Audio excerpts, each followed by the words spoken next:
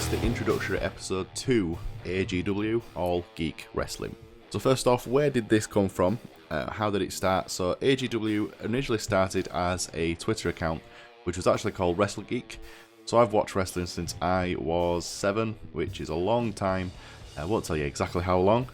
I've followed wrestling all that time, and I wanted to be present on Twitter. So I created an account as WrestleGeek, because the other part of that, the geek, my background is web design, web development, so I'm a huge geek. Everything I do is in computers, and whether that be working, gaming, life. Yep, I thought WrestleGeek, perfect, we'll go with that. Then I found this game. So this game is Pro Wrestling Sim. It's available on Steam. It's currently in development, but you can still get hold of it and play with the development version. It is an incredible game if you like wrestling and you also like the management side of it or the GM side of wrestling.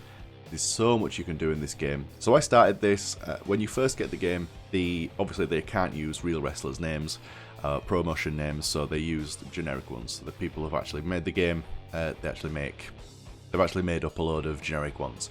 So I always used to create my own promotion. And it used to be WGW, which was Wrestle Geek Wrestling. And then I found this mod, which is actually a database someone's created using real world promotions, real world wrestlers, and real world personalities, referees, etc, etc. So I thought, right, well, let's create a new promotion. But I didn't want to just go with Wrestle Geek. So I was inspired by All Elite Wrestling, and when they actually announced that someone was signed, they are All Elite. So I thought it'd be quite funny to have All Geek. So I changed it to All Geek Wrestling, hence where AGW came from. So the backstory here for AGW as a promotion is that our most successful geek in the world, Elon Musk, has seen what the likes of Tony Khan and obviously the McMahon family are doing with the world of wrestling, and decided that he wanted a piece of it. So he put together $100,000 and he's commissioned me to start and run a wrestling promotion with the idea of turning this into one of the biggest promotions in the world. So we might need a little bit more than 100,000, but that's what we've got so far. So just a quick breakdown of AGW, or All Geek Wrestling. We are based in North America. We are a local sports entertainment wrestling promotion founded in 2022 by Elon Musk. I am the booker. I'm not sure why that says none, because it's me. We do include women's wrestling. Currently got a public image of 12. Obviously we're aiming to get that up. Popularity. So we're not very popular in the world, even though we are technically a global wrestling company. We need to get those numbers up as well. So the events that we'll be running, currently we have a weekly show, which is every Thursday, 60 minutes in length. That may increase depending on how we go, is the AGW Geek Show. We will also be having 4 annual events, or 4 pay-per-views. First of all, inspired by AEW All Out, our first show is Geek Out. So this one is 2.5 hours long. It'll be the last Saturday in March. We've spaced our pay-per-views out similar to AEW. We actually have 4 a year. Geek Out is in March. The next one is the Nerd Degree, which is in June. Then we have Cyber Geek, which is the last Saturday in September. And then Nerd Year's Eve, which is in December. What I may do in the meantime is set up some special weekly shows similar to how AEW do it, just to break up the 3-month gap. So that's what we're going to go run with for now. Titles, we have the AGW Men's World Championship, the AGW Women's World Championship. These are our 2 most prestigious titles. In fact, I don't know why that one's gone to 81. I will change that to 80 shortly. So these are our most prestigious titles for the men and the women. The women's one, we're actually running a tournament. There's 8 participants in that, which we will get into more detail in the first episode of the Geek Show, and we will come up with something for the World Championship. I may do like a multi-man match for that one, just to at least set the first champion, and then we'll go from there.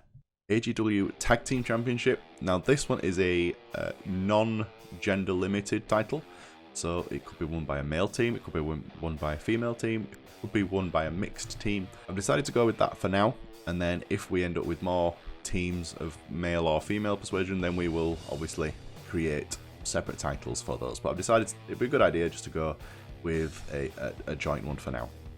And also, we have an AGW social media champion. Now, you will notice we already have a champion. And the reason for this is because I put a few posts out on Twitter, I replied to a few people's tweets, or a few wrestlers' tweets, and I tagged a few wrestlers that I would quite like to be part of our roster. And so far, Marty the Moth Martinez is the only one that's come back to me. So, Marty, you are our first AGW Media Champion. Congratulations. So we'll find out who your first challenger is going to be in the next few weeks of Geek Show.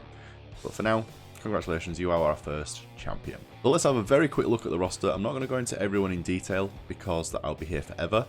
But I thought what I'd do is just show you an overview of the whole roster and then maybe highlight a few people that we're probably going to be starting off storylines and such with. So we'll go to our main event scene. What I should say first and foremost, actually there's two things I should mention first.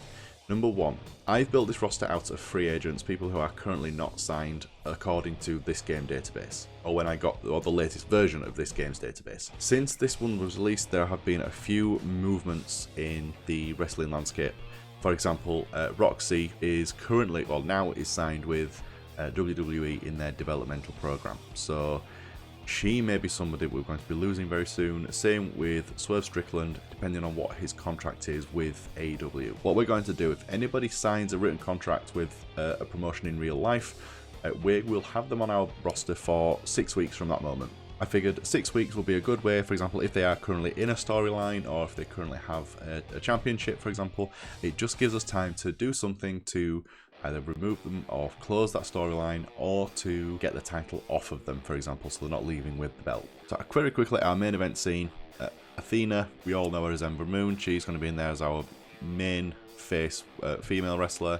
The likes of Zeta Zhang, who's a very exciting independent wrestler. Jonah Rock, who was used recently in WWE as Bronson Reed.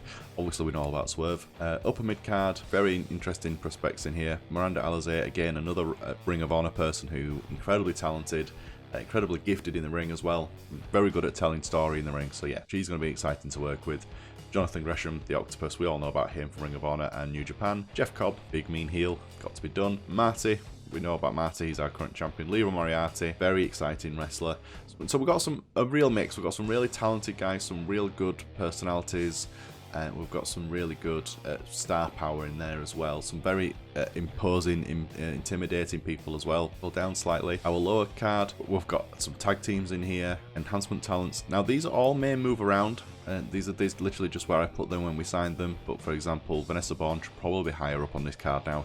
I wouldn't see her as an enhancement talent anymore. There's some definite movements that we could be making around here. This is just literally where I put them, just so as I've signed them. This is our current roster as it stands for now. There will be likely additions. Unfortunately, there will be people who will be leaving the roster at some point as well. But that's where we are currently.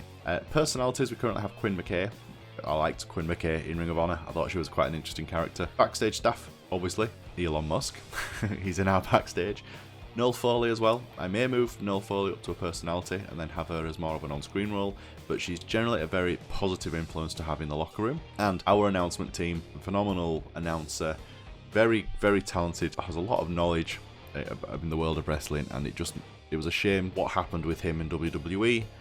There was a situation there that wasn't monitored or wasn't handled properly, which unfortunately led to Mauro Ranallo feeling he had to step away. We've brought him back. You can tell he loves wrestling. He's going to be our announcer for AGW. And of course, Bryce Remsburg, referee. We only have one at the moment. If we end up with more shows or bigger shows, then we'll probably add in a second. But yeah, so that is our roster. Tag teams.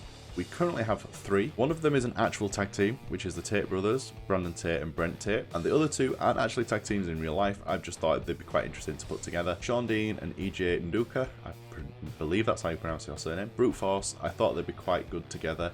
They've got a very, very similar look. And yeah, I think they'd be a really good team. They are currently a heel team as well, because obviously the Tate brothers are our face team. And another tag team, I've forgotten why I called them B&B, Zach Draper and Jake Something. Now I have something planned here where there will be a storyline going forward where this won't be what the team looks like eventually. This is just a team I set up now, and there will be a development where something will change within this team. That's just something I've set up for now, just to get us going. So we currently have 3 teams. We may add some more in, try and look on the free agency as things pan out and see if there's anybody else we want to add in there. So just a very quick look, as I mentioned, we have a Women's Championship tournament starting, and this is how the brackets will start out. So as I said, 8 participants. Now, first round, it will be Alex Gracia versus Sky Blue, Zeta Zhang versus Randy Lauren, Miranda Alizé versus Delmi Exo, Roxy versus Vanessa Bourne. And obviously then the winners go on to face each other, and we will end up with one particular person winning. And they will be crowned our AGW Women's World Champion. We're quite a large world in terms of the wrestling promotions. There's lots of wrestlers in this game, and obviously a lot of them will have contracts that will expire, and we will go and try and snipe them. Or obviously we've got to handle our own contracts as well. One of the other things in regards to contracts whilst I'm here, and I should have mentioned it earlier, everybody I've signed as a free agent, I set my, because I could have gone and signed basically all the free agents and we just could have had a very, very stacked card. However, as you sign different people, they all have different demands of how much they would like per appearance. I think most of mine are per appearance. I don't think I can offer written contracts yet, so these are all per appearance contracts. And obviously different wrestlers want different amounts based on various characteristics, so whether their star power's high or whether they're a good wrestler or whatever. So a lot of wrestlers on free agent that want a lot of money for an appearance, and some that want not so much.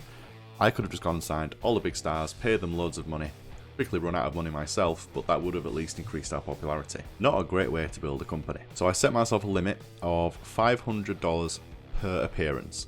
Unfortunately, that ruled out characters like Keith Lee, who I would really like to have on the books, Mia Yim as well, various others who I really wanted to have on the roster, however, they're just too expensive. I set myself a £500 limit, and that is what we've run with. So anybody on the roster at the moment is currently getting 500 or less per appearance. Some, they're only getting £50 an appearance because that's all they wanted.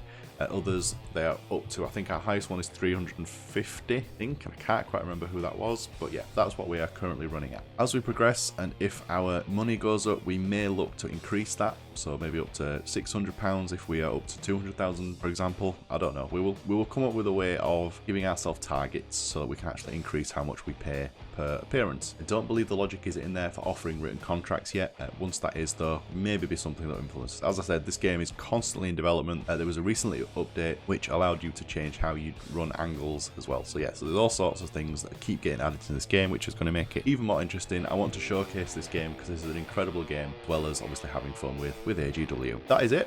Thank you so much for watching this introduction. The next episode will be out shortly, which will be the first show, which will be our first Geek show. Thank you so much for watching, and we can't wait to see you in the next episode.